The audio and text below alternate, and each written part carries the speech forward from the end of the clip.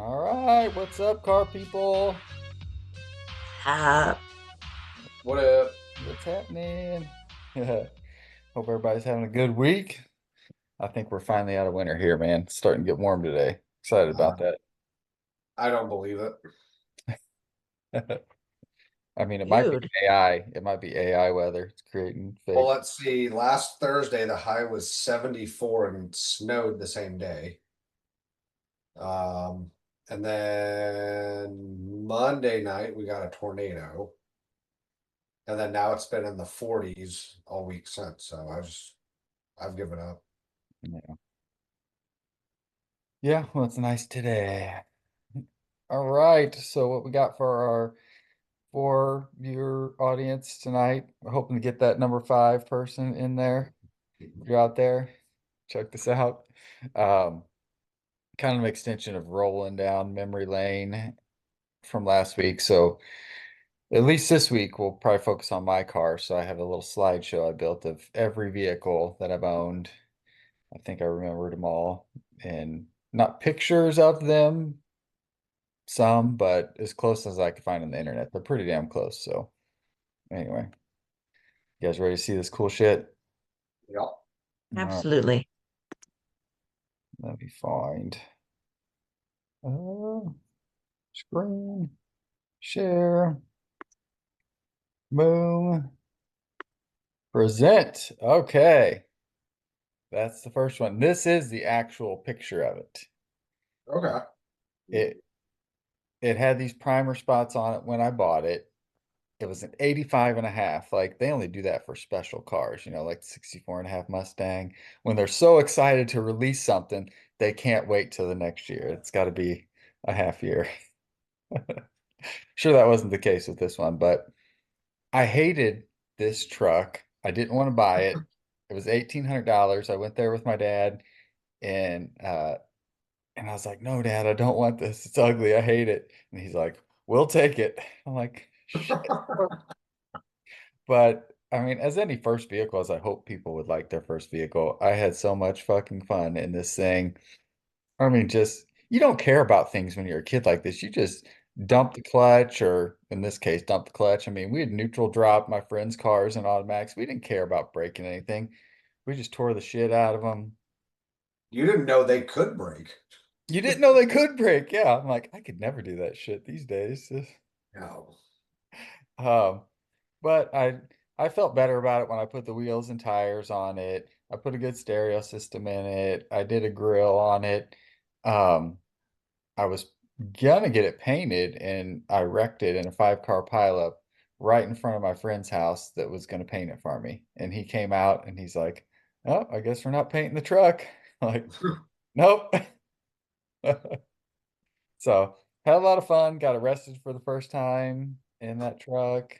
Um, did a lot of smoke shows, raced people in quarter mile, like on this little section of highway we had. We called it the Bluffs, but yeah, so did everything. Didn't have sex in this car, but still a virgin at that time. I don't know if I had sex in any of these cars. That should be a category on our channel is best vehicle to have sex in. Just saying. All right. I know Megan had a Colt. This was my Dodge Colt, my second car. It was the cheapest model you could get. It didn't have a passenger side mirror. 4-speed. It didn't have the 5-speed. Crank windows, no AC. Actually, the truck didn't have AC either, or power steering, which I ended up loving because I put a small like race type steering wheel in it and going fast, it just held the road. Um, This one, I was getting a little more into stereo systems, and the hatchback seemed like a good platform to build a big stereo system. So that's what I did, subs and amps and head unit and all that stuff. But mine was like a silver color, but exactly like this otherwise. Had the windows tinted. It actually looked pretty pimp at the time, but the silver color, tinted windows, like you had tinted windows, and this time you were hot shit. So the Dodge Colt. I did drag race that one too. So this was my dad's car that he bought new. 86 Chevy Nova. I don't know why they ever gave this the Nova nameplate because it's a Toyota Corolla rebadged. Sales. Yeah. Sales. Market. It was a manual transmission. I think only a few of these are automatics. Um, my sister drove this car, then I drove it for a little while in transition to getting the next vehicle. So nothing really spectacular to say about this, except we skipped school, drove to Kansas City to see a 311 concert. That was probably the most memorable moment in this car. Then I had this, mine was nicer than this, but it was 92-ish. I don't remember the exact year, but it was a black Geo tracker, manual. You could just flip back this top part and didn't have to take off the hoe top. So this was a cool ride at the time, I thought. But driving on the interstate, I mean, 70 miles an hour, you're freaking screaming in this little thing. It wasn't made for that shit. How to go drag racing it. I don't think that I did drag race this one. This was probably the first one that I didn't drag race. So, uh, then I had a 91 Corolla. I traded my sister the tracker for this because I wanted something. I was just tired of the tracker and it wasn't fast. I mean, you can make a manual transmission Corolla be fast. You can drive it fast, much better than a tracker. So I wanted this car. I put some wheels on it, put some stereo stuff in it. It was a good little car. My dad had bought this one new too. He was a Toyota guy. And this was the next one. I was in the lowriders, trucks, especially mini trucks for a long time. I still love them. I have a goal to get another mini truck, either a Mazda or a Nissan. That's one of my next projects if I ever get time. But this was not the truck. Mine had slightly different wheels. I did some chrome mirrors and grill but the biggest thing I did to this one, besides lowering it, was I cut holes in the back of the cab and built my subwoofer enclosure that went in the bed. And the holes went through the front of the bed, like up in there, if you guys can see that on the screen, through to the cab. And I used those seals they use for camper shells so the sound could get into the cab. I built a custom console that had 6.5-inch speakers in it, my audio control equalizer, and went around the shifter. I put bucket seats in it from originally having a bench seat, built the door panels custom, like did a lot of work for the stereo system, all for the stereo system pretty much. Drove the balls off this thing, handled good since it was low. I mean, just oh, it was a great truck, but it got broken into twice and my stereo shit got stolen and so didn't have air conditioner either. I don't know, hardly any of these earlier vehicles had air conditioning. I don't know how I ever survived. But yeah, it was a good little truck. Definitely missed that one. My friend Brad bought it from me, so it kind of stayed close for a while. Uh I love this car. I don't know. I don't know what you guys think about it. You've seen these, right? Obviously. Hmm. Yeah, I think they're dope. Yeah. Kind of reminds me of the old body style of Supra. A super, yeah. Yeah. So for the four viewers, maybe five, it's basically a Mitsubishi Starion. It's rear wheel drive, so they kind of look, and we're out in the time period of like the Plymouth Laser and Dodge Daytona, but this was way Mhm. fucking cooler than those because it was rear Like wheel a drive. Oxy What? or 904. Yeah, yeah, Was it absolutely. black? It was black. Yeah, it looked exactly like this. This is exactly. It had that staggered setup on the wheels, Mhm. the fender flares on it. Oh gosh, I'd love to have one of these. It's it's still one of my favorite style of car ever. Favorite style of car, yeah. It was way ahead of its time. It had the first car I ever seen. that had the volume controls and radio controls on the steering wheel. I mean, Mitsubishi was about technology back then. They Mhm. always incorporated newer shit in their cars. But my aunt had a white one, and that's why I wanted one of these. And I thought it was the coolest car when I was a teenager, and she let me drive it in the homecoming parade and shit. I fucking loved it. So good. But I think it was a 2.4 turbo. It wasn't very fast. I think it was 180 horsepower, but it seemed fast to me, and it looks fast too. All right. The hairdresser's car, 91 Miata. Bought it down in Yep. Fredericktown. So yeah. This car was a blast too. I liked it. I don't know. I guess I like convertibles. I guess I didn't really realize that, but I've had some convertible cars. Uh, Drove good. I loved the way that it drove. Man, I blasted back roads all the time. I was going to school in Springfield, so out Highway 8, uh, St. James, Steelville, through there in between that. Just fucking love driving that. The Conquest too. I drove that on that road, but it left me stranded a couple times. This car never left me stranded. So some special points for that. All right, a Chevy Prism, another Corolla clone. How'd you Um, go from the other one to this one? well, I had my skateboard shop at the time and picking up all the packages from like Oh UPS. yeah, I wouldn't let for them just sure. leave them at the door. I needed something else, like trying to pack all those in the Miata. Like it just wasn't That working. makes sense. Yeah. Board boxes, shoe boxes, trucks, wheels, bearings. Yeah. Yeah. Yep. Yeah. And the boxes of shoes and stuff. Yeah. Those things were big. So this helped out a little bit. I mean, I'd have them stacked up on that little Miata, but yeah, just wasn't cutting it. And I think everything's been a manual so far. Hadn't owned an automatic at this point, but nothing too noteworthy on that car. I want to find a picture of the Skate 138 van. As I say, this is Dylan what I'm waiting for. Dylan remembers the Skate 138. I'm gonna have to find a Fuck picture. yeah, I do. I'm gonna find one and bring it on this channel. But yeah, Megan, I had this black GMC Vandura and I had the vinyl on the side, Skate 138, real big, like went across the whole side and the windows.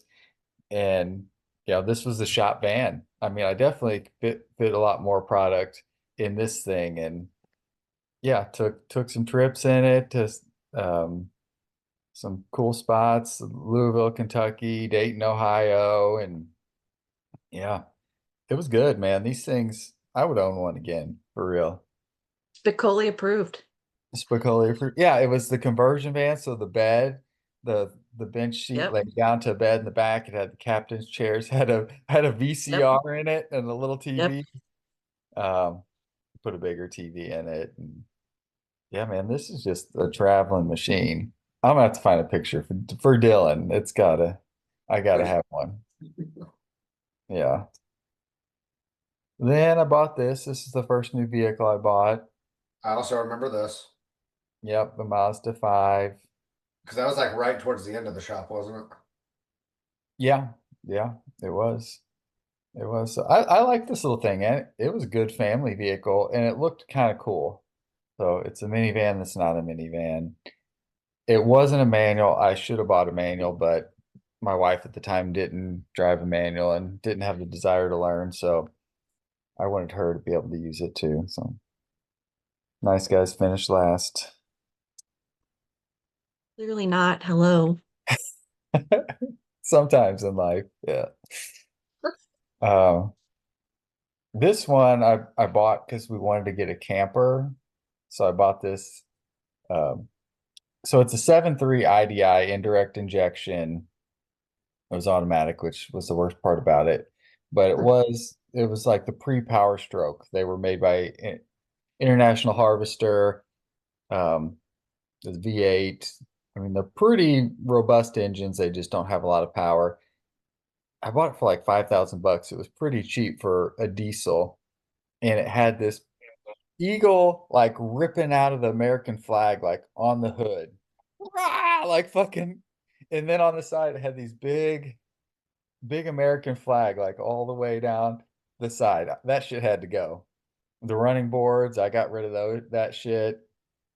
I know this is, you guys are gonna look down on me for this, but I did put some stacks in the back, the big stacks. I thought that was cool. I know. Let's see the error of my ways now, but I'm not laughing.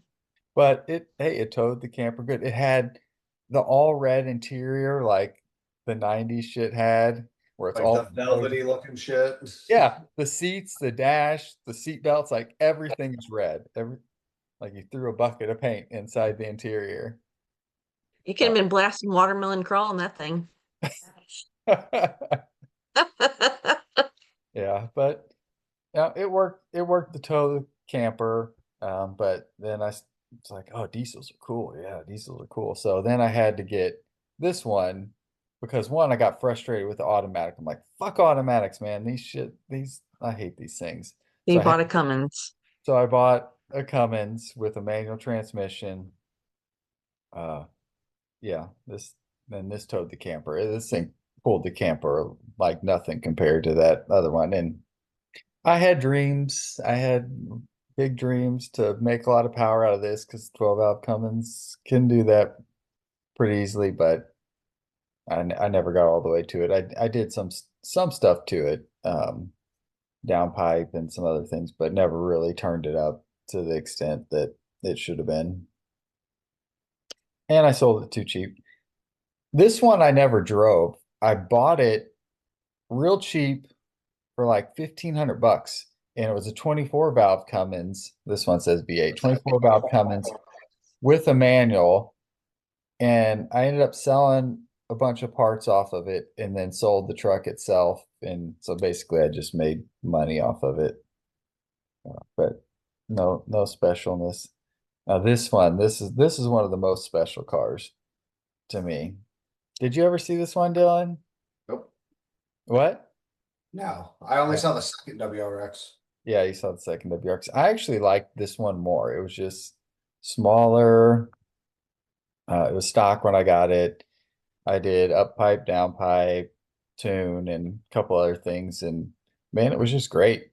It was just great. I mean, it was still running strong at 165,000. I know people say Subarus, fail head gaskets, whatever, but the 2 liters in these years, these didn't fail like that. Uh, Yeah. The 2 liter is known to be the more robust one. yeah. So, Like even like the STIs in Japan come with a 2 liter. oh, do they? Yeah. Yeah. Yeah, they give Americans shitty stuff because they don't like us. And then they don't give us the good cars either. That's because of Yeah. our stupid crash test regulations, but Yeah, put some big old bumpers on there. But when I had this for sale, someone offered me just to buy these lights for like 600 or 800 bucks for these headlights because apparently they were low production and pretty rare. But I I mean, I personally think they're hideous, so I can see why. I agree, Dylan. they're hideous. Yeah, Yes. I'm 0 out of 10, not a fan. Okay. I liked them at the time, but now that I've seen a lot more just bug eyes and not with these, I think I would have liked the stock headlights better. Yeah, I get the era they're from, but they definitely did not age well. What about the gold wheels, Megan? Dude, I'm at a loss for words. You're at a loss I for words? I dig it. I think if you didn't have the bug eyes on there, that car would look sweet. Yeah. With the stock headlights though, they kind of look like a neon. That's what I heard a lot of people say, and I agree. Yeah. But it's still way cooler than a neon. I don't know what's coming over me lately, but like unless the car itself is silver or gray, I'm a big fan of just like a nice polished silver, almost chrome on almost every car. Not like flashy chrome, but like a good bright silver. Hmm. Yeah. Now this thing is sweet. Yeah, I bought this one. I think I paid $600 for it. Didn't run. The situation was major sketch. Like I went by myself after work because I was all fucking excited. I saw it on Craigslist. And um I was gonna maybe trade the guy an AR-15 for it. I took that as a possible trade. And they had a it was weird. It was down this long gravel driveway, and they had all these signs basically warning people like, you know, no trespassing. And they had all this shit across their yard. It was like just a year-round yard sale. It was real fucking trashy. And we worked out a deal, but I couldn't get it home that day. I was just trying to jump on it because I wanted it really bad.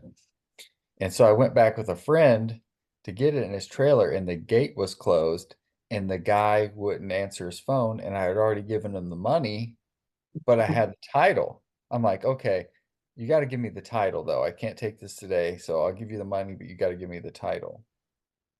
Well, the guy wasn't answering his calls. The gate was closed, and we waited and waited, and I got on the phone and was talking to the sheriff's department, and finally the guy called me back, and we got in there. But yeah, my friend wanted to jump the gate and go down there, and I'm like, man, not with all these signs like saying security by Smith and Wesson, you fucking around, get shot over a $600 Jeep.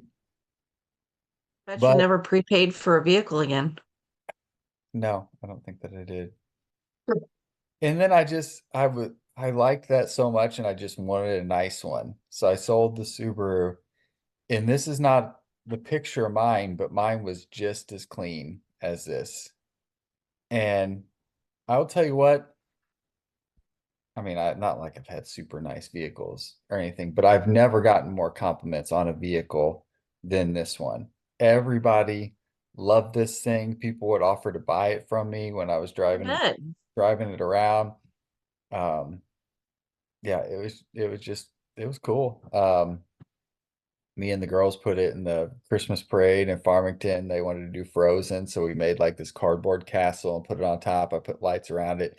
They were in the back because the tailgate flipped down, and they were, had their Frozen dresses on and everything. And so yeah, it was a cool ride.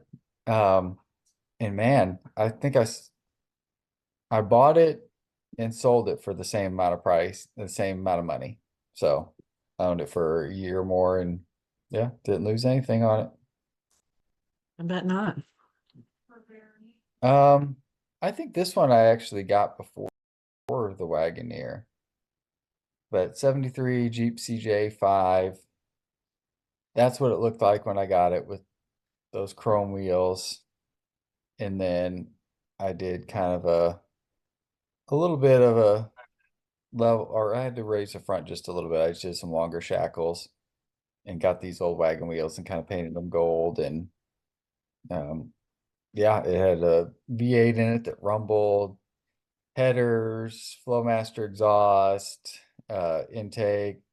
It may have had a cam. I don't know what he had done to it, but it definitely loped and sounded fucking badass.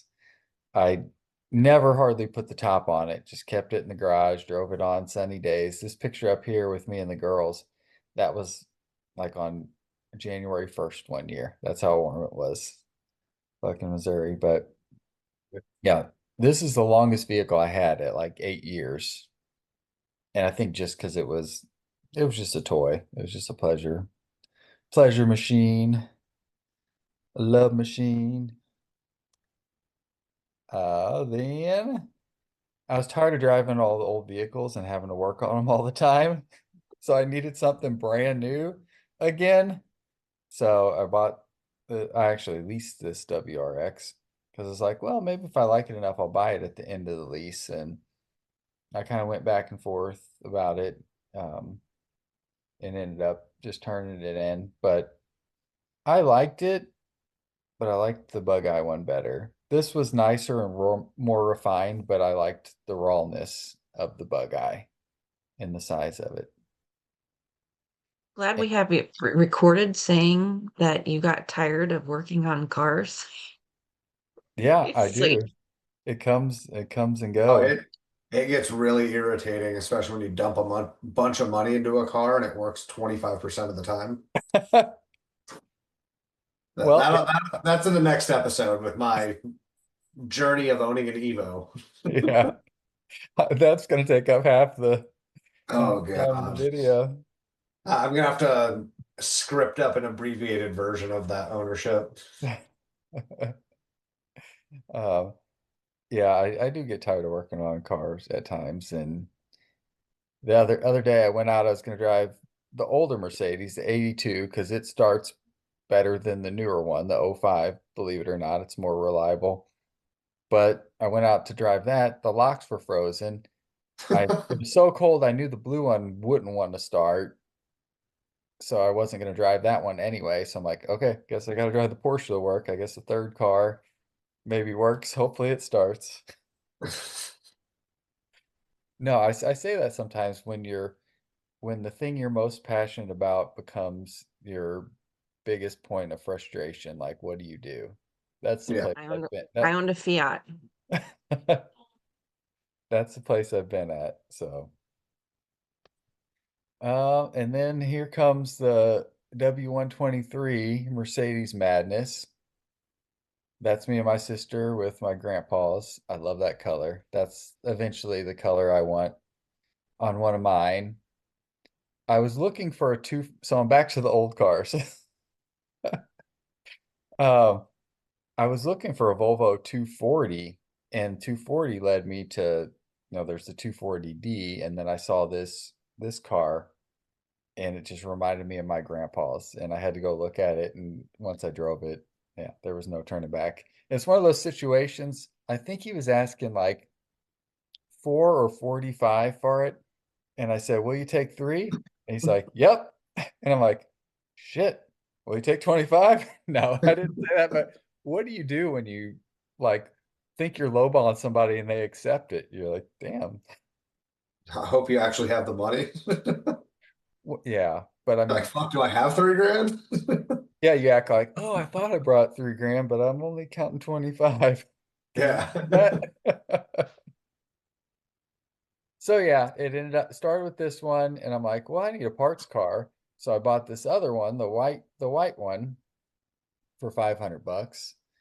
Started working on it too, got it running. It had sat in the field for like 10 years, and the guy that bought it was going to do an LS swap, lost interest and couldn't get it running either. I got it running, and now it's sitting in the barn. And then I knew I wanted to do a manual swap eventually on the one that I bought first. So I bought the 240D that's over here with the little visor above the sunroof. I bought that because it had the manual transmission, but a locked up engine. So yeah, I ended up with 3, and I still have 3. And that's my stepmom's Suzuki Samurai. uh, I plasti dipped it yellow. We custom mixed that color of plasti dip and sprayed it all yellow because that's her favorite color. So that was a one and only car show I've ever entered. She wanted to put the Samurai in the car show, so I figured I'd do the Mercedes and enter her car show. Probably my only one I'll ever enter. Oh yeah. What does this say to you guys? Free candy. Yep, I was gonna say. Chester the molester? Yeah. Um, Me and Carson, my daughter, were on Facebook Marketplace, and we came across the picture of this, and she said, "Dad, we should buy that." I'm like, "Oh yeah." Huh?" And I click on it, and then I see it's a manual transmission, and I'm like, "Yeah, let's fucking buy that thing." You're right. Like she's like, "We could make it cool on the inside and take it on trips and stuff." I'm like, "Yeah, yeah, I'm down." So met the guy in Piedmont at the abandoned Walmart, Nice. gave him $1,000 and Smith and Wesson SR 1911. So I think which I got that I got that 1911 from that Jeep that was on the trailer. I traded a guy that Jeep for the 1911. Then I ended up using that 1911 on a trade on this van. So 300 straight six. I mean, they're just bulletproof. Manual transmission, 4-speed, or they call it a 3-speed with overdrive, actually. And we stripped it out. I put like fake wood floors in there. I had a back seat out of Silverado, and then I tore the seat off the frame of the other bench seat, one of the other bench seats, and put 3 bucket seats on there that I got that were off of, I don't know what, just things I found on Marketplace. And they were in kind of like an L shape, like a sectional. Nice. Then I had a TV there. I still got the table that I built. I built a table out of skateboards that had the DVD player and some other stuff on it that was in the center. And yeah, I mean, we took it on some trips and just couldn't get the AC to ever work good. And then I sold it for some stupid reason. But yeah, it was cool. It was a cool thing. I definitely like it. Then I needed to get back to something newer because I was tired of working on old stuff again. So I bought this Subaru Forester because it was a manual one that I could find, and it was in Alabama. So bought that, drove that for probably less than a year, and it didn't excite me. I thought that it would, not really, but I didn't get any excitement from it. It was just functional, and that's just not me. It was too boring. Uh, then I guess about that time I bought this Jeep that was going to be my daughter's, 450 bucks. It was 2-wheel drive, 2-door. Um, I bought another one that was 4-wheel drive with a locked up engine. The front axle, this is sitting in my backyard right now. There's my dog. So the 4-wheel drive front axle's underneath it. I got to put the transmission back in because you couldn't use the 2-wheel drive transmission because it has like the nose cone is like built into the transmission and it won't work with the transfer case. So I had to find, and then I had an AX15, some terms that you guys might not be familiar with, that bolts up to the 6-cylinder, but this is a 4-cylinder. That wouldn't work. So I had to get an AX5 that was for 4-wheel drive. So it's still sitting there. It'll be finished eventually. How long have you had that? Uh, 3, 4 years. It's a long-term project. Well, and then I knew I wasn't going to finish it in time. Well, I've done a lot of work to it in that time actually, but um yeah, not enough to finish it. Well, when I knew my daughter wasn't going to drive it or I wasn't going to get it done in time for her to have her license, I just kind of lost interest in it. So I really lost interest in the project. I should sell it, but I don't want to sell it not driving because then I'll lose money. Did she pick it out? Yeah, but then she didn't want to drive. Changed her mind. Well, and Oh, then she didn't want to drive a manual either. So then there was less motivation for me to finish it. Um, so I bought this. One of the main reasons was to take a trip to Colorado, and we needed extra space. So I bought this. I wish I would have kept this. I really yeah, wish. it's nice. It's nice, but it didn't bring me any joy driving it. I enjoyed looking at it, but I didn't enjoy driving it. And I thought that it was just the payment was too high for the amount of enjoyment that I got out of it, was kind of how I broke it down in my own mind. So I needed something with a manual. So then I said, okay, Toyota 4-wheel drive manual FJ Cruiser. So I bought this FJ Cruiser, sunk a bunch of money into it and just getting everything right on it. Not that a lot was wrong, but even the exhaust manifold with the catalytic converter, and it was like 1,100 bucks because you only want the OEM one, and then I did stereo system and just a bunch of other stuff. And then Carson, I was going to give this to Carson when she turned 16, but then she just, yeah, we tried and tried, and it just stressed her out too much to try to learn how to drive a manual.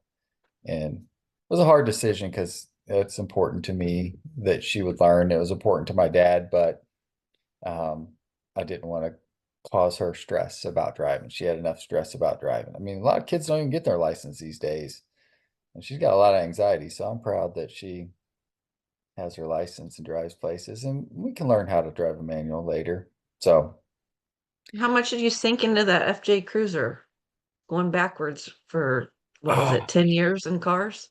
I put probably 5 grand into the FJ Cruiser, and then what I had to sell it for. I mean, I probably lost about 7 grand on that vehicle, having it a little over a year. But whatever. Um, I got the Porsche around the same. So basically, I traded these two vehicles are that Forerunner. I mean, what I bought these two for was what that Forerunner cost. So I got the four-wheel drive in a manual, and I actually liked the FJ Cruiser driving it more than the Forerunner. It brought you joy. It brought me joy. It did. And I put the bump and stereo system in it, and oh gosh, yeah, I liked it. I So yeah, like it too. got two cars for one. So yeah, I bought the Porsche Boxster. The rest is history on that. Love that car. Maybe I don't think I don't think I'll get rid of it, but you guys might think otherwise after seeing all these cars here. How Uh, long have you had the Boxster? uh, over 3 years. So this one here thought was cool to include because me and my sister, she had just got her Cayman. I just got my Boxster. She lives in Dallas. I live in Missouri. We met in Arkansas, and they actually have a section of road there they call the Dragon's Tail. So it's kind of like the Arkansas version of Tail of the Dragon, and it's pretty good. And the roads are wonderful down there. They have Porsche Palooza down there every year, and so yeah, not as blown up like Tail of the Dragon. So I'd love for Dillon to come and drive these roads. I think that would be awesome. I'm So, ever not on the fucking East Coast again, that would be great. yeah, so if we can ever make that trip happen, it's a good one. The roads, hardly any houses or places for people to pull out, lots of extra lanes when you're going uphill to pass cars. And sometimes people just got out of our way for the most part. They pull off and let us go by, kind of like Tail of the Dragon, but a lot of good mountain roads, and we had a blast, and we both still have our Porsches. Got a So bunch this of one, TikTok content creators crashing their M2s into Miatas. do what? Got a bunch of TikTok content creators crashing their M2s into Miatas like the tail of the dragon. Yeah. No, there's not as much as that I can guarantee. Not as much of that I can guarantee. We didn't even get to discuss the beard, so Oh, the beard? Yeah. That thing's gnarly, isn't it? Gosh, that is a manly How man. long did that take? Uh, I started growing it in November, like no shave November, and this was April. Okay. So yeah. So five months somewhere about. Not bad. Yeah. This is my daughter's car, but I drove it for a year, so I figured it, and I bought it, and I figured I'd include it. But it was something that I felt like I could drive and give to her and she would enjoy too. But I didn't even know about these cars, but after I found out about them, like, oh, the reliability is pretty decent on them. And they're basically a 350Z or a G35 with a different body. So EQ 35HR, um, same chassis, just different body work on it. So a little bit higher suspension, but yeah, so it's 163,000. It's still chugging along for the most part. She's driving it. it's a cute little ride. Yeah, it's not a bad little car. Way better than the shit I had when I was 16, like that Right? Nissan truck you saw. Um, yeah, it has backup cameras. It's got 360s. It's a 2009 and it's got like the 360 camera and That's it's pretty dope. Like Nissan was up on their tech at the time. Um, Then 2005 E320 CDI, bought it from my cousin, cheap. Um, didn't really intend to buy a car, but he said he had this one, it had some problems, and I figured I could fix those problems. And for the most part, I have. And I've been driving it. The OM 648 is can make crazy power. So if I keep this car, which I'm thinking I'm not, I would like to beef it up a little bit and bigger turbo, intercooler, uh, fuel pump and things like that. They can get some serious power out of them, but it's still automatic and it frustrates me. So who knows? Probably not. But they get over 40 miles to the gallon too, which is good. But that's the last car I bought. That's my list. So I guess if Dylan's got his, we can go I ahead and sure do. see what his car madness looks like. Do we got a count, Dylan? Do you know how many you've had? I do not. I had when I first made this, but I lost it. So the overall theme for my cars I've owned is going to be flaming piece of shit. However, this is the only car that ever actually caught on fire for me. So it So, was totally fine. little backstory. So I turned 16 when we were still living in Arizona. So I was like, all right, cool. 16, got my license, time for a car. A buddy of mine at the time was getting super into drifting. And he had a twin turbo manual 300ZX that he was trying to sell to pay off a ticket so he didn't lose a license. He had just bought a Miata so he could kind of chill the fuck out, I guess. And he was going to sell it to me for $1,500. Uh, was it Ran the perfectly everything. Z33 or two? I think it was the 33. Okay, I was So like those the are last gen 300ZX. okay. And it was dope. And my mother having the better judgment than me at the time, she was like, "Hey, we're kind of moving across the country in like a month and a half. I really don't want to have to teach you how to drive manual. And then if there's an issue with this car on that road trip, I'd rather not deal with that." And I mean, of course, I was shitty, but she had a very valid point now, especially looking at it almost 20 years later. Um, So we were in Missouri for a couple months. I've been working, I was like, I need a car, I need my own car. And she calls me when I had just gotten home from work. She's like, hey, come outside. I got you a car. I'm just like, fuck, what'd you get? She rolls up, and this is not the exact car, but this looks very Missouri, and this was pretty much exactly what the car looked like. A 2002 salvage title Chevy Cavalier, automatic, just everything I did not want. But it was a car, and I beat the living shit out of it. Yeah. Put a glass pack on it, put a sound system in it. Um, and then my mom and I, like, I was talking to this kid about trading for the next car. So, spoiler alert, I did end up getting the next car, and this trade deal ended up happening. And I was talking about trading, and I was bringing it up to her, and she's like, "There's nothing wrong with this car. Like, why do you want to trade it?" And sure shit, we're driving by Lake Hanna, and I'd taken the sound system and everything out at this point because I was, in the process of trying to trade it. And she's in the passenger seat, and the door starts smoking from the inside.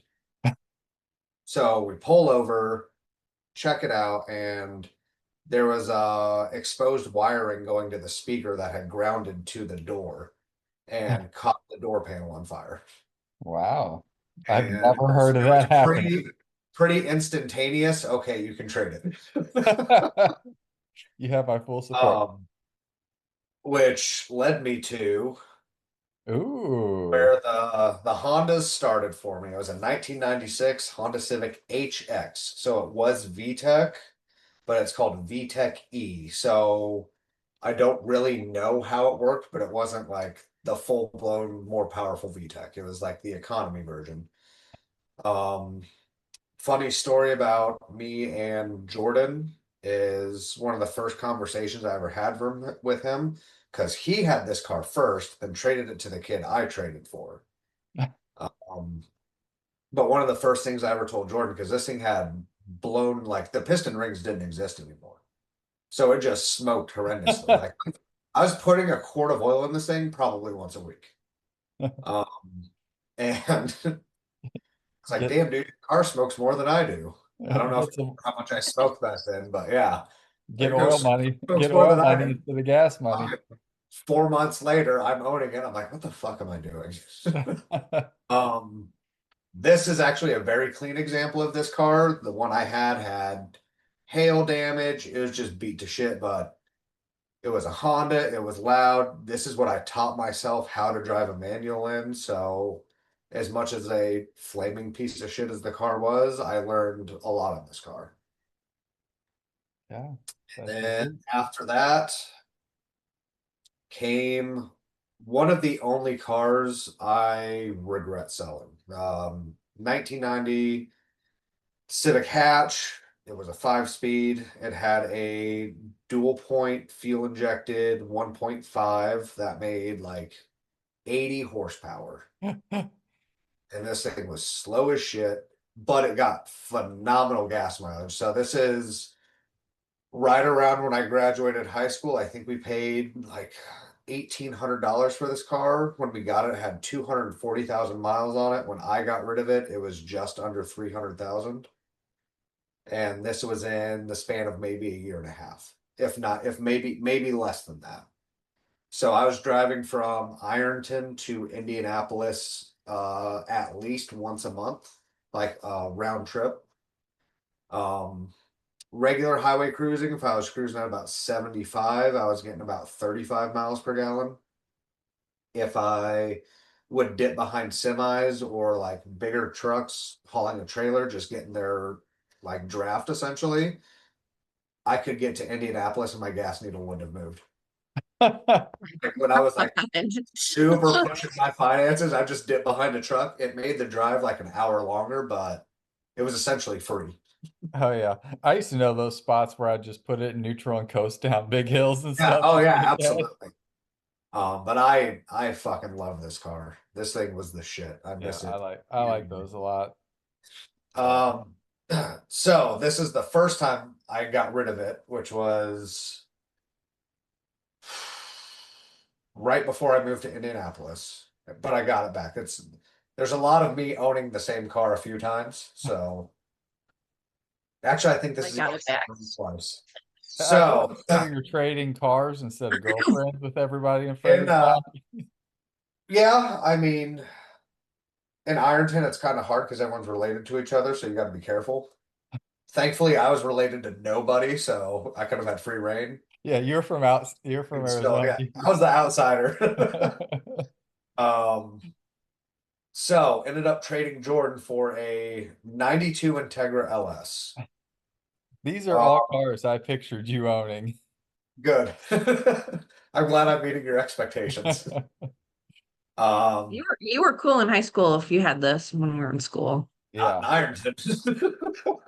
Well, we're we're like 15 years older than you, so Yeah, these were old pieces of shit when we had them. Now these are worth their weight in gold again, which is wild. yeah. So ended up trading Jordan for a 92 Integra LS, 5 speed, white, blue interior. Loved that car. That car was great.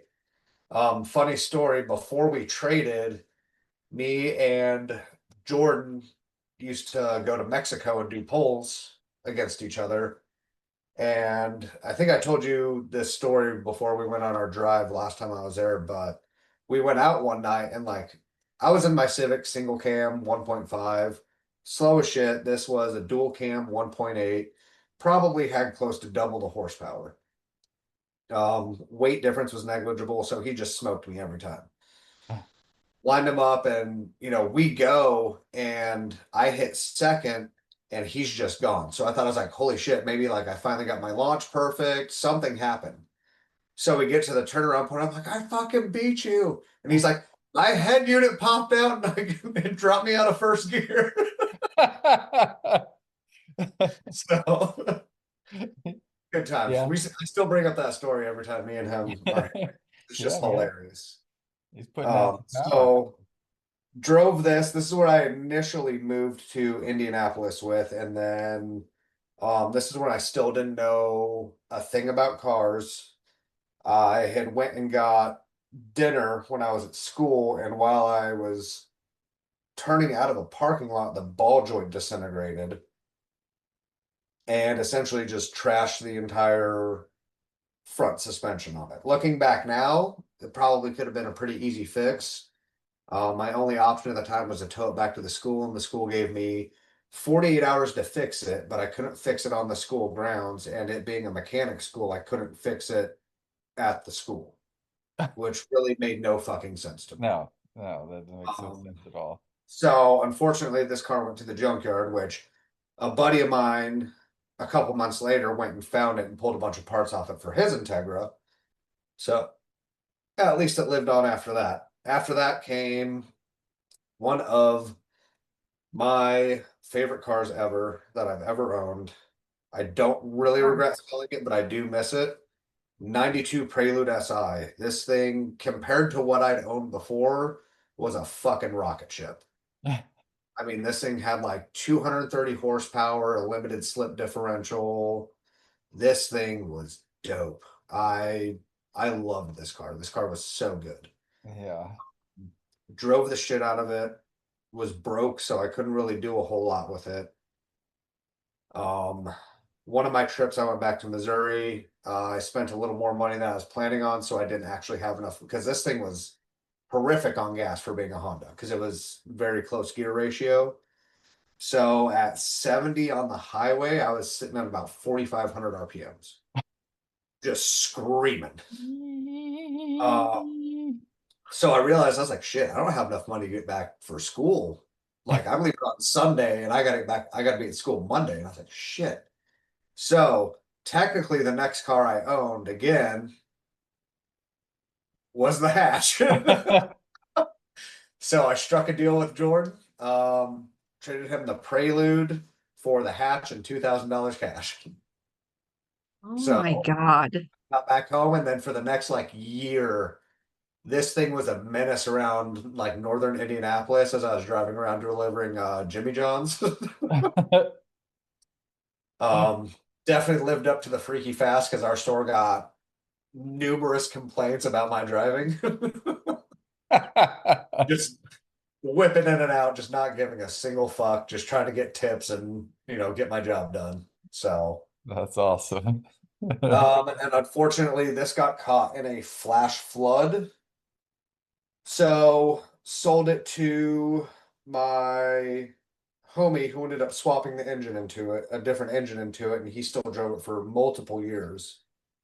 But with that money I had, because I didn't put any of it back into this car, I just told my mom, like, hang on to it just because I'm very clearly not good with my money. Just hang on to this money for me in case something happens.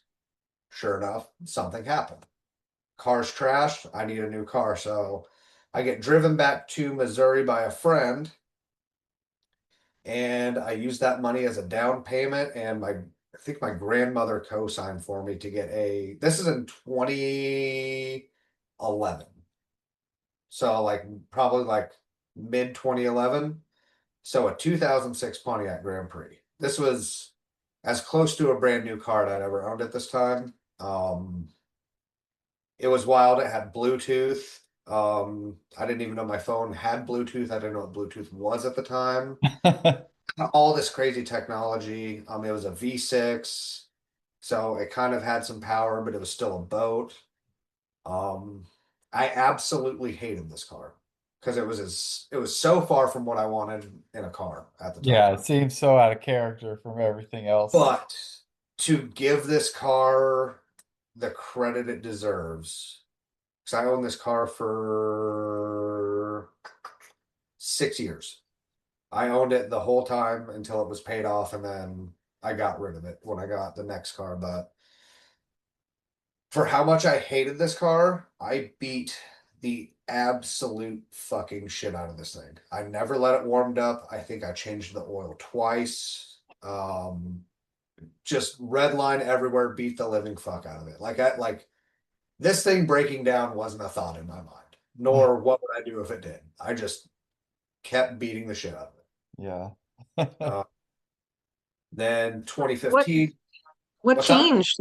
What changed from like, wanting the car and the car payments to hating it so much? I didn't want this car. Oh, This dang. was what I found that I could afford with my down payment that could get me back to school.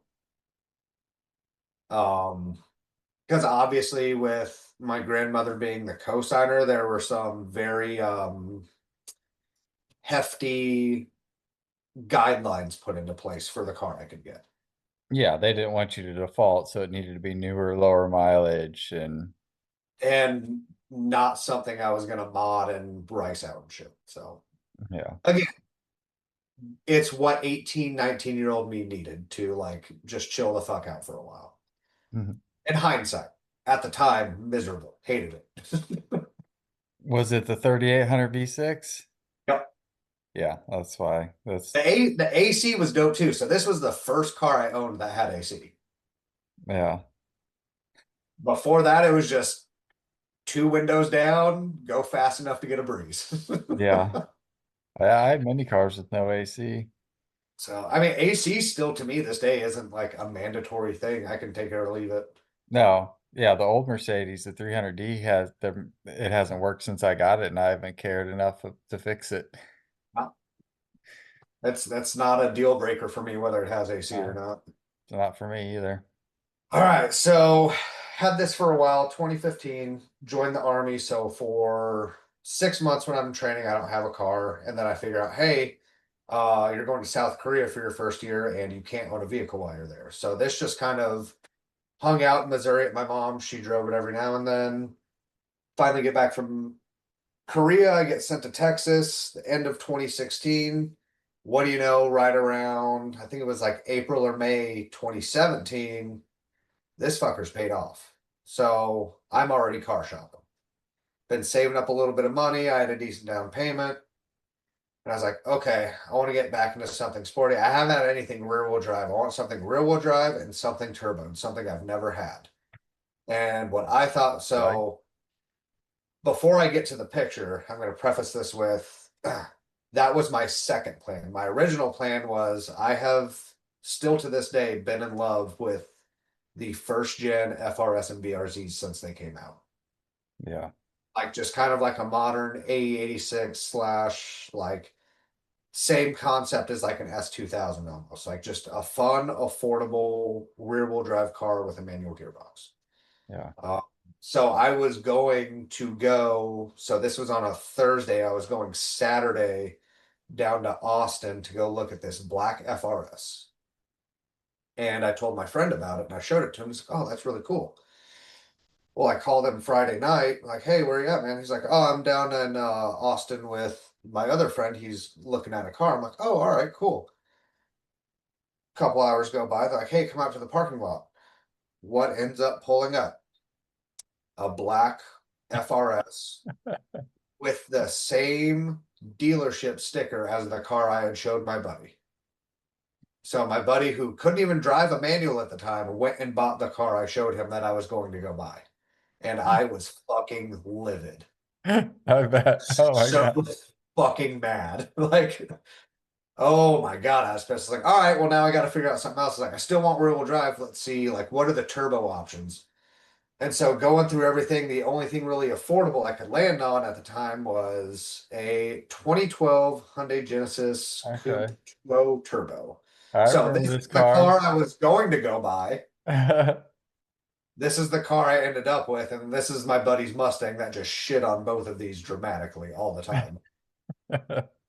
Um, the Genesis Coupe I thought was really cool at the time. It's what kind of started getting me back into really loving cars. Got me back into maintaining cars. I learned a lot of just relearned a lot of just basic maintenance, just owning this car, keeping up with the tires, changing the rear diff fluid, changing the trans fluid, changing the oil, bleeding the brakes, brake pads, all that just basic stuff you should know if you're going and getting into cars as like a hobby and a passion. In hindsight, This thing sucked. It weighed like 3,700 pounds, makes less power than my current car does. And it was an open diff. So if it was raining at all, I got zero traction whatsoever as soon as boost hit. Yeah.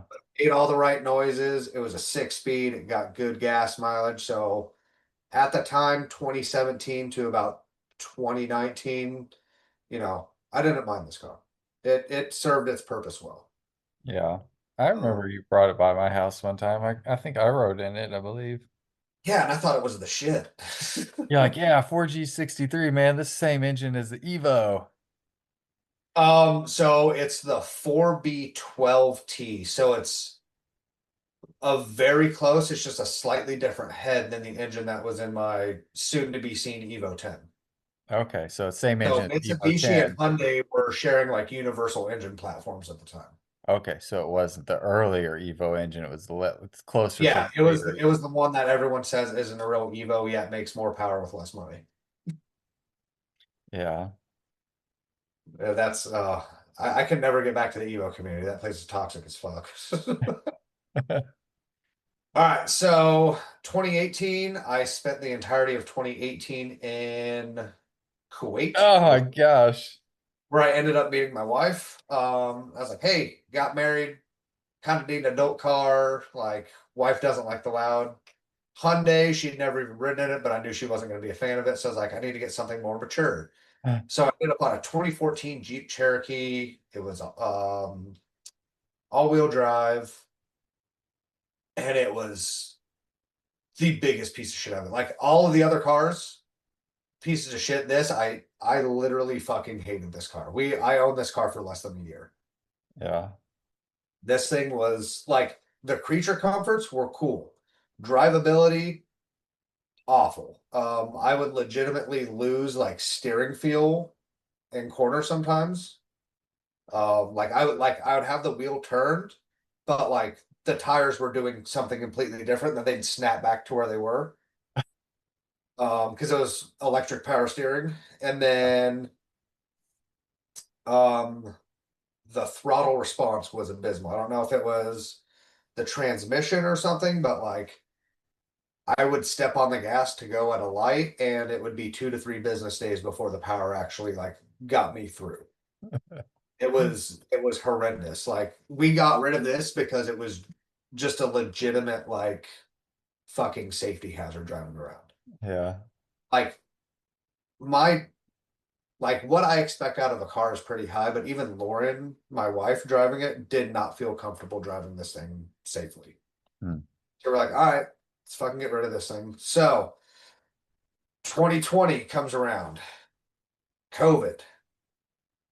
COVID was actually dope because nobody could leave their house. A lot of people were out of work, so dealerships were just fucking giving away cars. Um, so the next car I ended up with was my 2020 TRD Tacoma. Yeah. So before I found this car, I found my dream spec Tacoma um, in the next town over. So I had to go all the way to Franklin, Tennessee, which was about an hour and a half drive. And the next city over, I found it was the exact same year. 10 more minutes. Okay, I can get through this. Exact same year, but it was a long bed and a manual, and it was gray. Mm. I was like, hey, we gotta go get this truck.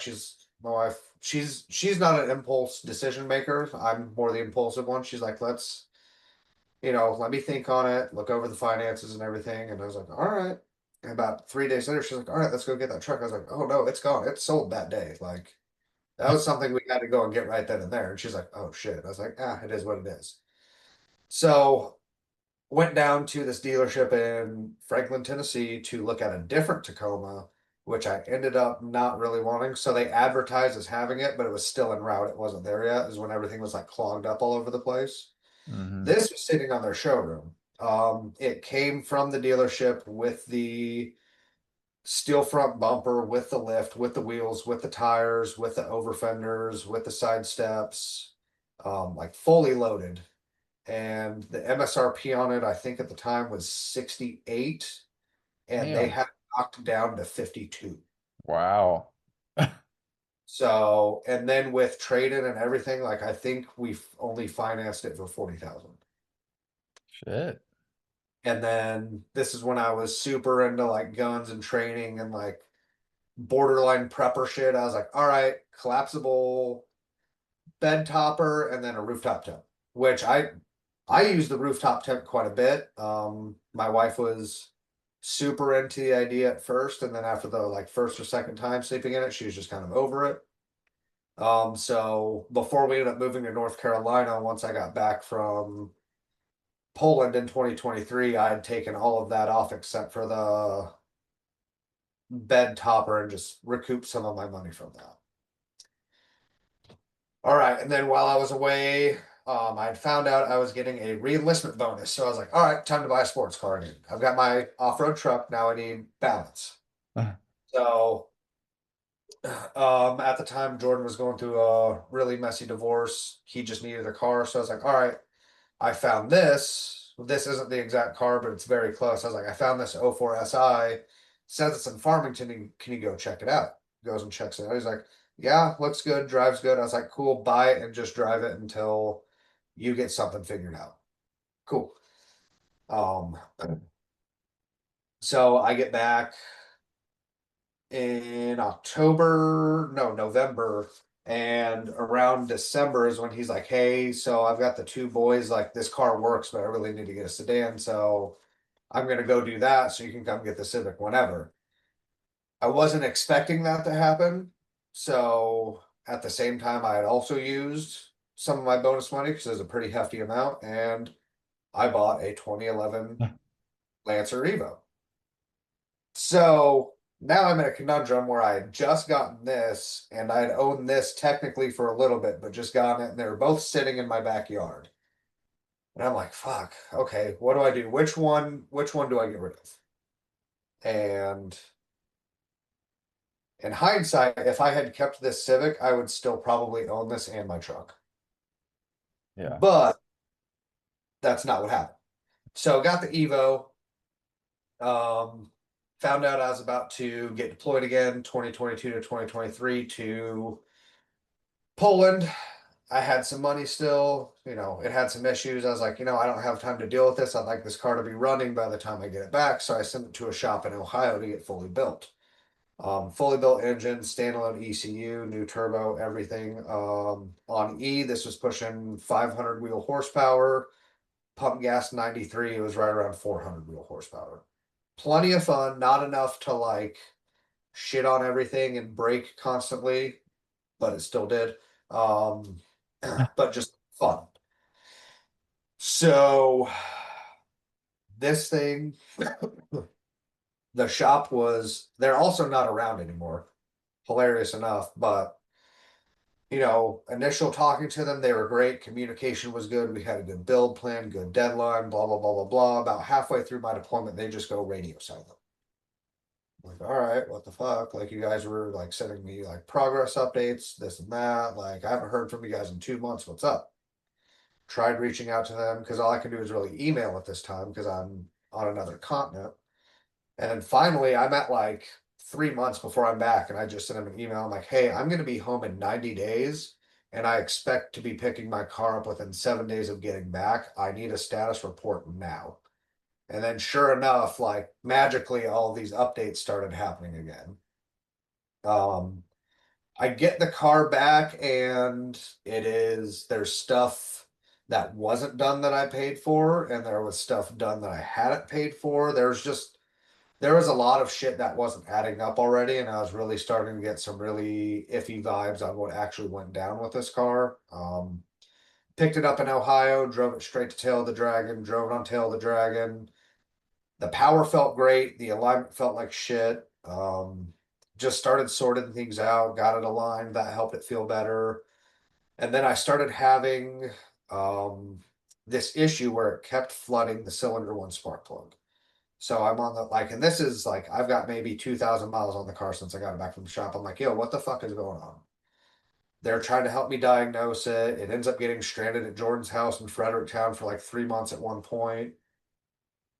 So finally, I send it back up to them, and they have it for another 2 months. they think they figure out what it is. And I drive it back from Ohio now down to North Carolina right after moving there.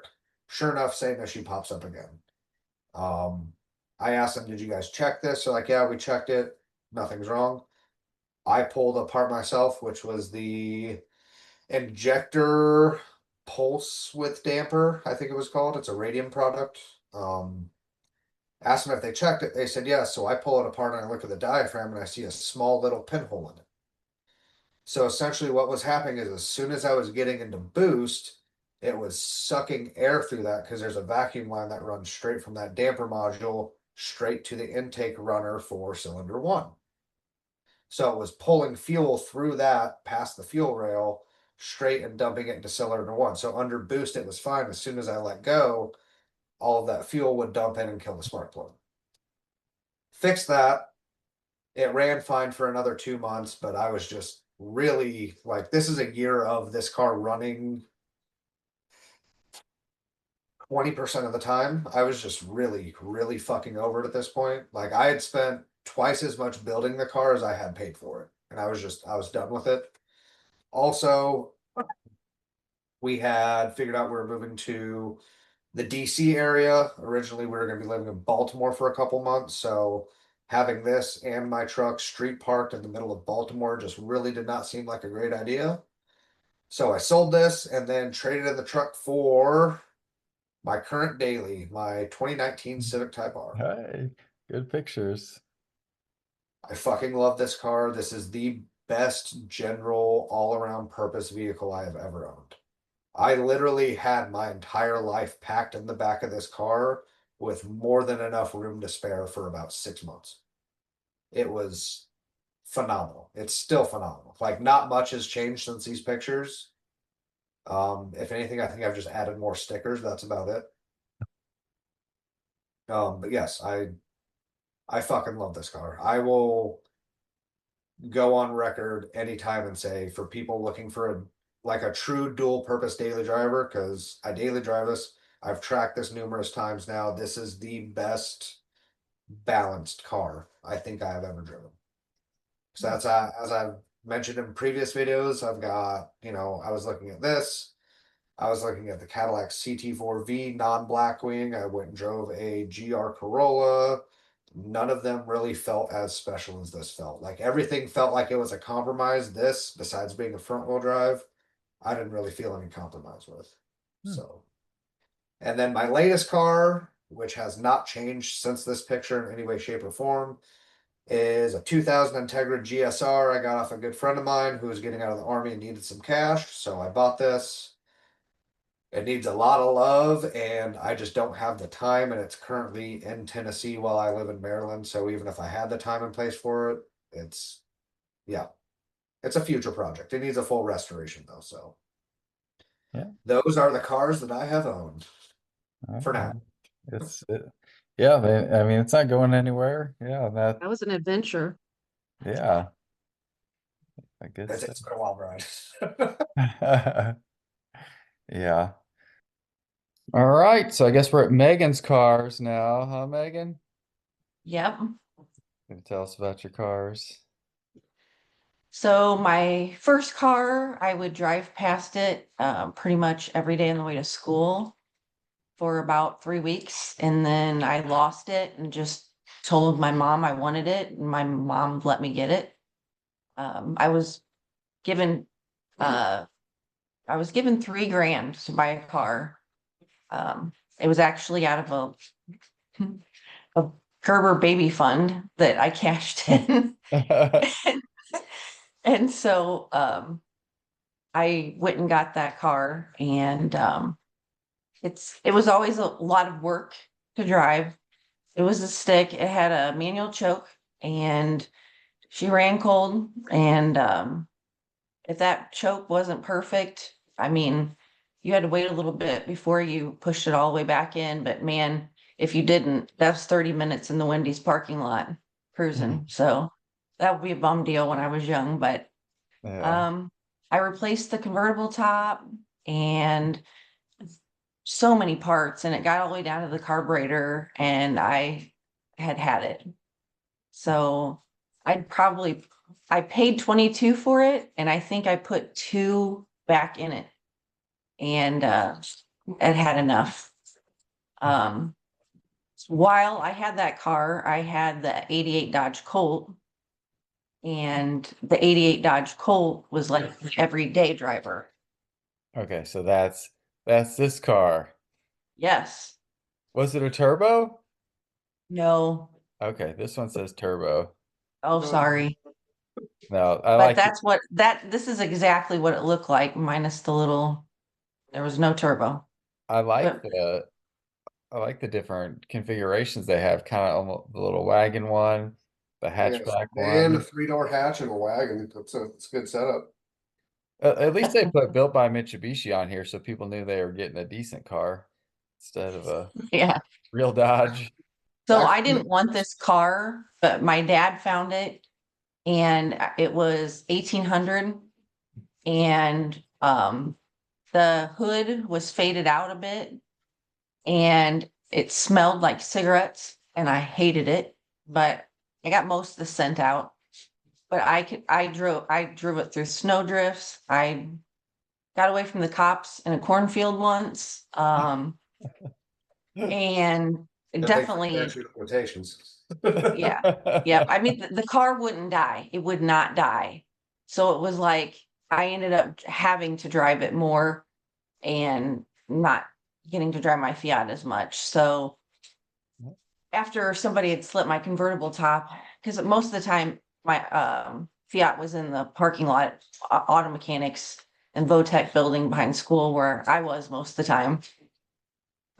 And so I got tired of hiding it and not being able to really drive it. So the Colt, I sold the Fiat. I sold the Fiat and I got 3 grand out of it. So I recouped a bit. Okay. And then the Dodge Colt, I drove that and I ended up selling it so that I could get my Beretta. Oh And yeah, yeah, the and that Beretta, was, yep, one step cooler than a Cavalier. yep. And Like a half step. Okay, yeah, I'm step. it Come on. had, yep, it had the GTO light covers on it in the front. Yeah. And it had tinted windows, and it's missing the sunroof. It did have a sunroof on it, but I paid 4,500 for it. Wow, damn, that was expensive for back then. Did you have the dice in the mirror, the fuzzy dice?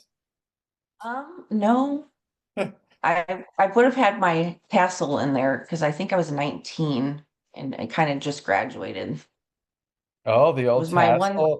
tassel around the rear view mirror. Yep, I haven't seen anybody yep, do that in forever. yep. And so this is when I was doing one semester at community college, and it was basically all my friends from high school, and we all didn't go back to class, so that didn't work for me. So that's when I had started cosmetology school, and I saw my license for that too. So, but then when I graduated school and I had my big girl job, I went and got the Malibu. Oh, the Oh, Malibu. Okay. yep, I still there you have go. that in order. There we go. The 2001 Malibu. Yep. And I paid 11 grand for it. Ugh. And Was it new? yeah, it was like a year or two old, a couple I was years. gonna say, was this in like '02 or '03? That's the only way that makes sense in my brain. Yeah, so I think it had like 18,000 miles on it. Yeah, So, it was almost and new. that one's missing a spoiler. I have to have a spoiler. And my Meg 72 plates kept going throughout, so I still had my Fiat plates on all these cars. Yeah, you need that But extra downforce in the Malibu, really. yeah, I mean, Pretty critical. this was a this was a good car, and I had it when I moved to Chicago, and I got T-boned in it. And so oh, I forgot. Camaro was before that. I'm so sorry. Okay, that's Yeah, so I had the Camaro and I was driving it to Chicago, and I had to run the air conditioner to keep it from overheating, and but Run the air conditioner to keep it from overheating, or the heater to keep it from overheating? nope, the air conditioner. How does running the air conditioner keep it from Dude, overheating? I don't know. I tried running the heater, but that didn't work. Hmm, weird. I don't know. Um, but yeah, so I'd be freezing in the wintertime Maybe trying because an to, auxiliary fan kicks on when the AC kicks on, and maybe your main fan wasn't blowing or something. I don't know. I mean, the transmission was slipping in it. So I got rid of it right when I moved to Chicago. And then that's when I got the Malibu. Yeah. And when I got T-boned in the Malibu, um, I ended up doing I was a makeup artist in Chicago and making good money. So I went and got my first new car. And that's when I got the Solera. So they're Yeah. And I Dillon, had been dreaming of Dillon, getting the you're not Solera. I having wanted any. I wanted the convertible, but I didn't have the dice for it. So I was still pretty proud though, peeling the plastic off of it. I think it was like 24,000, and I had it paid off in like right under 4 years. And I put I think 90,000 miles on it. And the light covers were getting kind of faded out. I had moved, it got me through the rest of my years in Chicago, and I moved back home, and I was I don't I w- oh I was in property management then, and showing apartments all the time. So I had students in my car because it was WIU.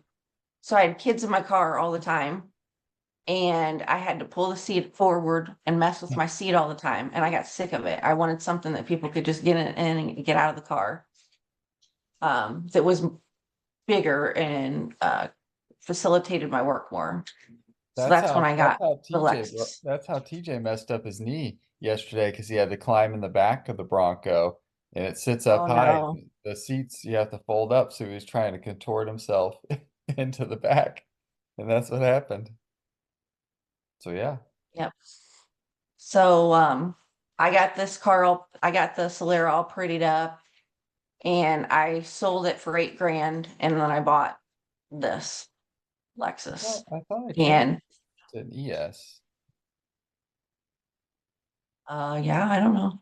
It's an ES, yeah. Okay. So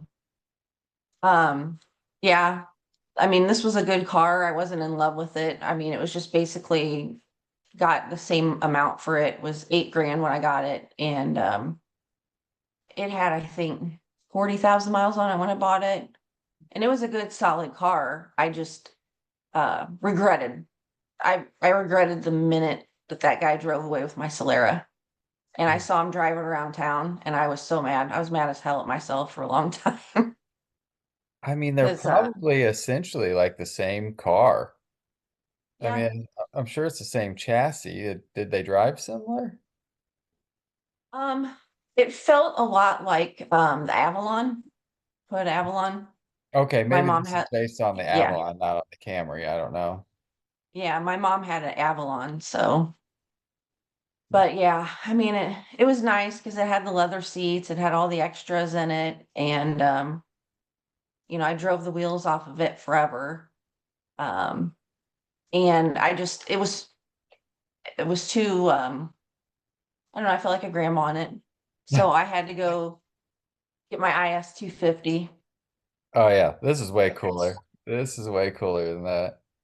I like. So yeah, so I was pissed off because my ex went and traded it in without me. And that is like war crimes because I'm the negotiator, I'm the deal setter. I came back with car insurance or car loan and payments that I didn't get to negotiate on. So that was a whole nother story. But I thought it was white when we were getting it, and he came home and it was like gray. But I was okay with it because it was like a tourmaline paint. So every light you looked in, it kind of looked like a different color. So that was really cool. And it was original, like nobody else had that, so I liked that. And the windows, so the windows were freaking limo tint. It came from Indianapolis, and in Illinois, I had a cop that would wait on the highway coming into town every day I'd go to work. And he's like, he gave me 3 chances and then he gave me a ticket because I was pissed.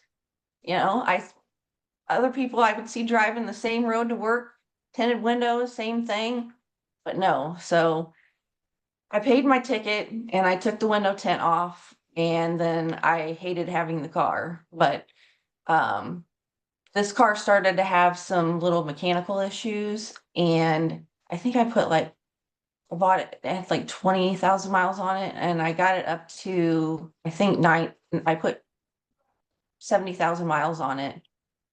And I came home and I wanted the car that I wanted originally, my dream car. And so I sold this outright for 7 grand. Um, which hindsight wasn't a good idea, but I was just mad. I paid it off and I just wanted to get rid of it. I do have to say though, like, man, it cornered on rails, and it was a great car to drive. Um, it was quick, it had a 6 in it, but I was ready for something different. And so I went on and got the love of my life in a vehicle. Yeah, that's And pretty and good. this is truly like Ferris Bueller's friend Cameron, his dad, who loved his Ferrari. I loved the car. I loved the car so much that it was probably unhealthy. This car, I think, was possessed. I did not want to think that it was like Christine, but I drove up to Chicago. I took the train up there. My stepdaughter, she was friends with the guy that owned the dealership. So I bought it for 41, and nowhere else could come near that price. And I think it had like 27,000 miles on it. Um, but I raced a lot of people in this car, and I don't know how I never got a speeding ticket. But I was the only person in town that had the car, so that was fun. I cruised Broadway as much as I possibly could in it. Um, but yeah, I love that car so much. My my car payments on it at first, before I put the 7 grand into it and everything, but the car payments were almost $700 a month. Ooh, Oh Yeah, yeah, oh yeah. But I that's didn't higher care. than I a made it house work. payment. I know, I know, I know. It's not not anymore. right to love a car. It's not right to love a car, but Yes, it I is. love I think it's I wrong just not to, Yeah, especially if you actually exactly. care about You're I telling that to mean, the wrong people. We're going to disagree. it.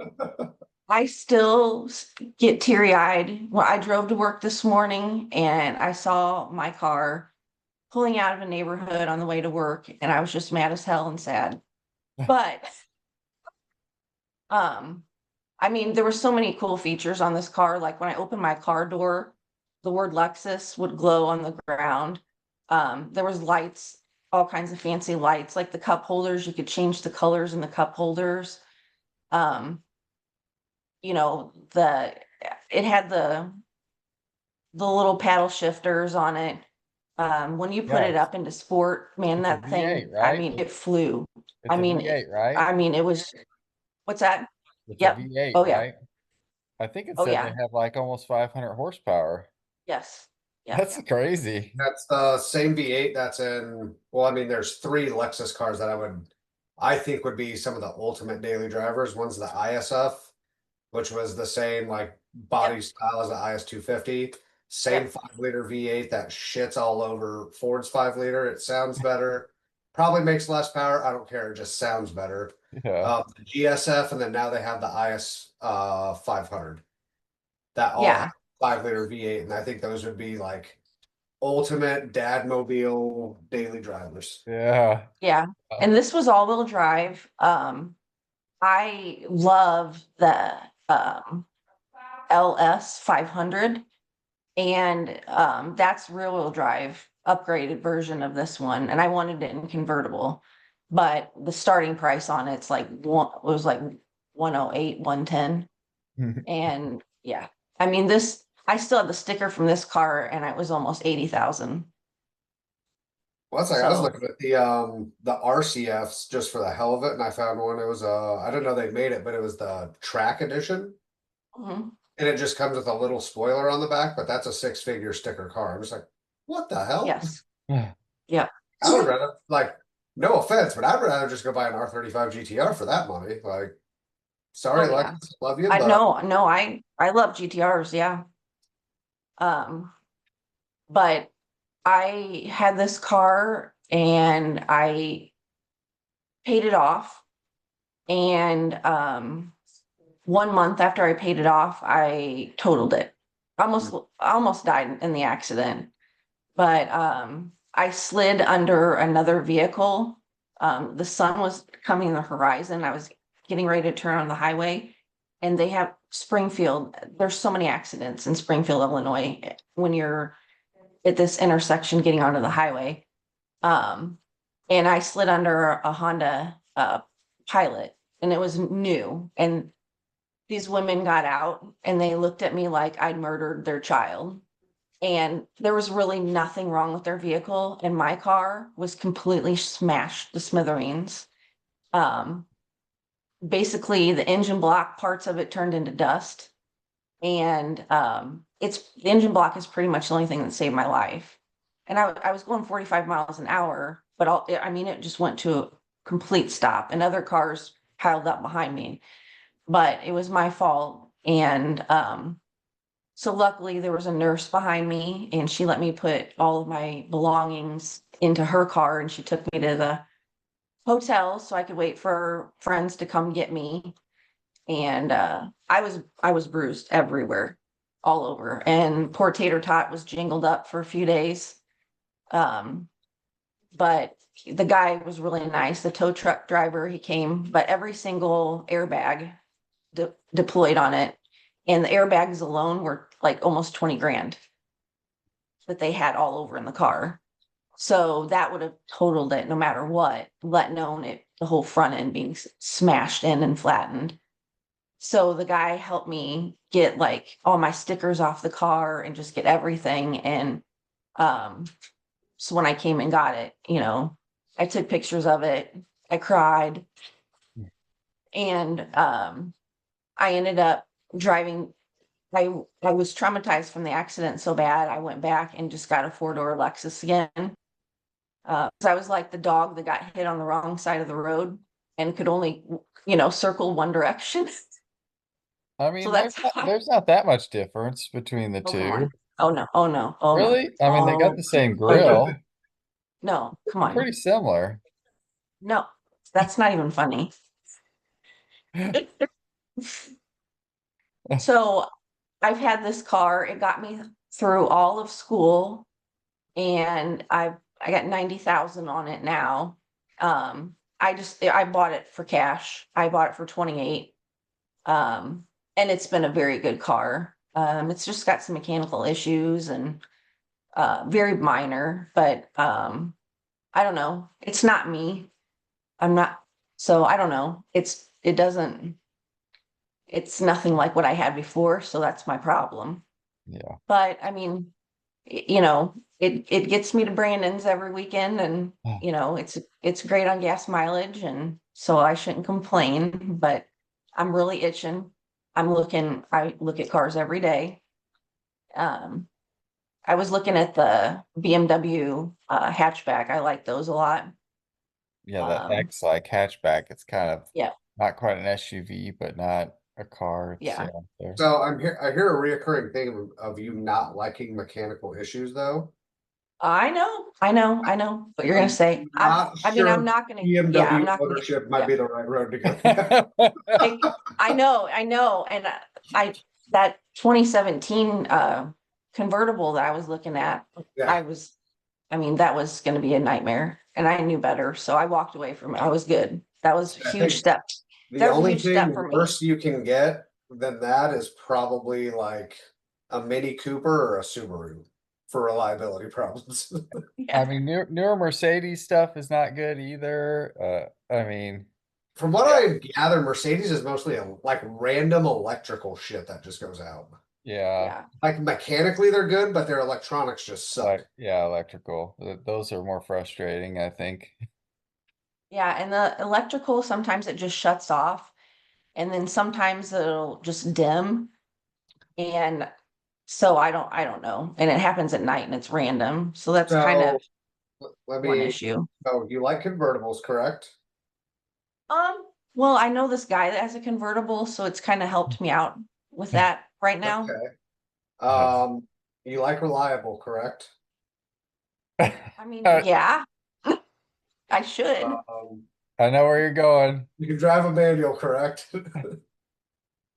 Not for as much driving as I do. Well, I'm saying just for like a weekend car, like this would stay your daily, but just a fun for you only car. I mean, I don't want this car, so I get what you're saying. Okay. I I always only have one car Okay. I was gonna say it sounds because like you're yeah. in the market for an S2000 or at bare minimum a Miata. Yeah. Oh no. Too small. Too small. I don't know. I don't know what it'll be. And then I A think Mustang convertible. hell Oh no. no. Ugh. A, No. a Camaro convertible. No. I had my T-top Camaro. I'm good. Trying to think of what else. Yeah, I don't know convertibles for shit. we So got to make an episode where we find Megan a car. um That's so gonna be very I know far I in the just future shit because on BMW, but their 335i's are pretty reliable and you can make a fuck ton of power with them. And I know they come in a convertible. I just don't know.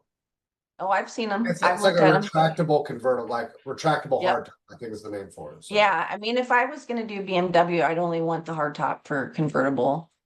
And yeah. I think they started making them again, and I know they had stopped in like 2016. They'd stopped them for a while, and they're making them again. Yeah, because I know the E90 chassis M3s you can get a retractable hardtop and the actual like M3 for that one. Yeah, those retractable hardtops, so that's the best of both worlds. That's cool. And those hard like retractable hardtop M3s go cheap because nobody wants them. Everyone who Do wants an they? M3 want everybody who gets an M3 just wants the stripper spec or a carbon roof. Yeah. Like if it's a slick top or a carbon roof, those go for a premium. The Sunroof threes are too small for me, though. lower. Yeah, that's fair. I like smaller cars, so Yeah. Yeah, I mean, I do too. Um, How about a Nissan Murano convertible? hell no. Those things are like the ugliest fucking thing ever. no. Convertible PT Cruiser Turbo. Yeah. That is exactly where my brain went, Dylan. Like, Yeah. Yeah. Yeah. Sleeper. Those things. They have the same engine as the SRT4 Neons. oh my I mean, God. still driving SRT4 Neon. I would. Yeah. Yeah. All right. What convertible Lexus models do they make? Do they even make convertible Lexus model? LC 500, LC5? Yeah, which yeah, is and then the stupid other much. one that was little that they quit making, that we didn't like the wheels on. Oh, the SC 300. Yeah, but I think they quit making that. Convertible Lexus. The LC 500 is like Oh over a yeah. hundred grand, so LC500. yep. Yeah. Yes, I Yeah. know. Oh yeah. Get it Saturday, only 90 grand. Yeah. Oh, Come on, load, fucker. That thing's sick. Yeah, I've always had champagne taste, beer budget. I know it, but Yeah, then you drink the champagne of beers. yeah. So I don't know. I don't know. That's a good idea for a future one. Yeah, Gotta find a place first. Gotta move. yeah, yeah. So, job, house, car, that order. Yes. Yeah, Yes. okay. Even though Cool. I'm looking at a house on Saturday. I mean, Well, also the farther south you get out of St. Louis, the cheaper shit gets. Oh yeah. yeah, Yeah, definitely. We Yeah. were this was years ago, but we were first having like conversations about where we want to settle when we retire out of the army. And Lauren was looking at Lauren, my wife, she was looking at Washington, Oregon, Montana. She's like, because we want land to build a house on. And she's like, why is everything so expensive out here? I was like, well, because, you know, it's a very scenic area. People want to live there. So, property values Very are going expensive. to. Yep. And this is when we were coming back to Missouri at least like once a month just to hang out at the time. And she asks, she's like, where is like the best place that we can get like the best like bang for our buck cheap land? And I just looked her dead in the eyes. I was like, you're not gonna like the answer. She's like, it's not Missouri. And I was like, that or Arkansas. She's like, what the? Because no one wants to live there. That's what's cheap. I'm like, you asked the question. I'm just giving you the answer. yeah. I Hey, don't know. it's not that bad down here, man. We got some cool nature shit going on. I love it. Yep. Arkansas does I was too, man. Arkansas for real Yep. does. I could do maybe Kentucky, like central Kentucky. My preferred area is still East Tennessee. That's where I really want to end up. Yeah. Tennessee. We'll see what happens though. So we lived in West Tennessee for years. It was fun, but East Tennessee is, I mean, you've been there. Yeah. My It's girls were talking about a trip to Nashville. One of our friends has a boat that's going to be fixed, and we were going to go on the river and go out in Nashville. So we've been looking into that. yeah, Couple Nashville's girls good. trips. Yeah. I mean, I would support you living in Eastern Tennessee. I mean, give me more reason to go there frequently. Yeah. Especially if we like, because we want to buy like acres, not like a couple, like 15 to 20 acres at least. Yeah. And they're just kind of It's like nice.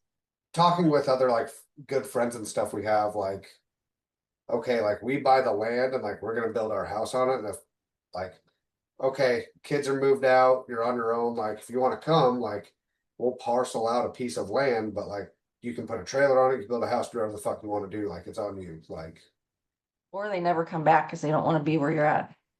or that too. Um, Yeah. I mean, kind of like a commune without like all the weird stuff, I guess. Yeah, I'm I down for like that a kind of. little weird stuff in the commune. I You mean, know, my commune, have your like, friends living nearby.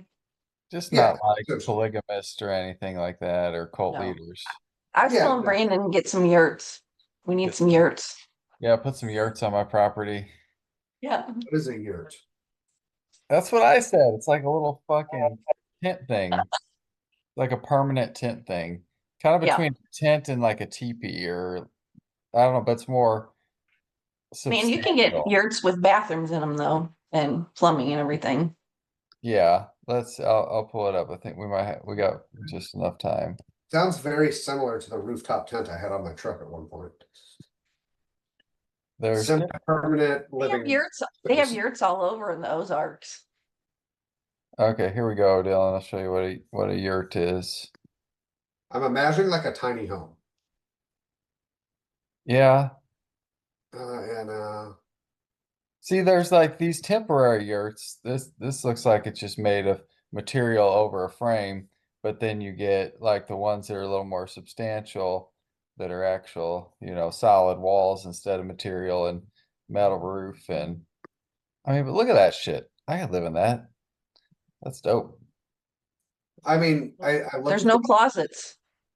I get it, but I look at these and I think of two things and I smell one thing. I think of hot boxing, I think of a sauna, and I smell patchouli. You would Yeah, have known me in high school.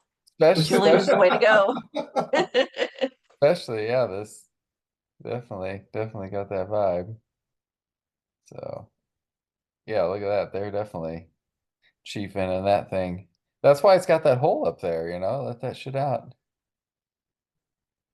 So, all right. Well, I think we got like 2 minutes, so I think it's a good place to end. And Okay.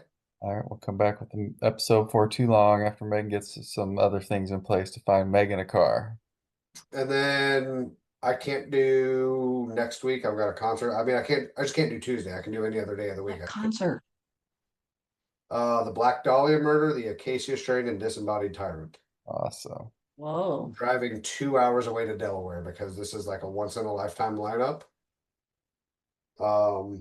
But knock on wood now, because the way my life usually works is I'm gonna be about to leave work and Lauren's gonna be like, my water just broke. And I'm like, fuck. Let's go have the baby at the concert. Oh, no. Deliver on stage. As much as I would be really okay with that, I know she would not be. All right. Well, we'll see if we can pick up next week, and if not, we'll do it again soon. All right, we all have a great rest of your night, great rest of the week. Yeah, we still have a world Have to a good come back night. to. All right. Bye, See you guys. guys. Bye. See ya.